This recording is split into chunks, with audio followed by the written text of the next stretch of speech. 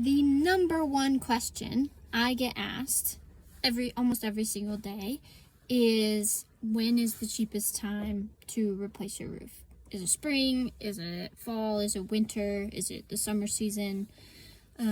People always ask me that, and I hate answering it because it's true, but the cheapest time to get a roof replaced is now.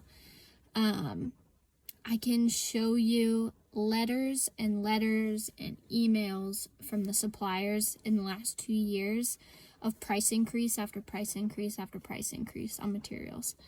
Not to mention inflation that we've experienced since COVID. So, like I said, I hate answering it because the answer is now, but it's the truth. Just this fall, we went up 8%. Last spring, we went up 3%. Last year, it was an average of 5%. And the trend just keeps going up and up. So, if you were wondering that too, yeah, the cheapest time to replace your roof is now. If you're considering waiting next year or 2 years from now, you can expect probably an average of 5 to 8% price increase each year.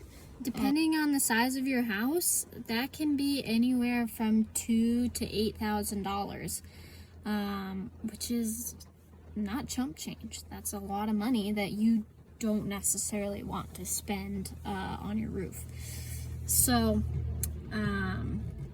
my suggestion to you is, if you know you need a roof replacement this year, next year, or even you're thinking maybe in 2 years, try to get in with a local roofer and lock in 2023 pricing. Try to see if you can lock in pricing for now, even if they can't get you on the schedule until next year, because I bet you in the long run, you're going to save some money going that route. Hope that helps.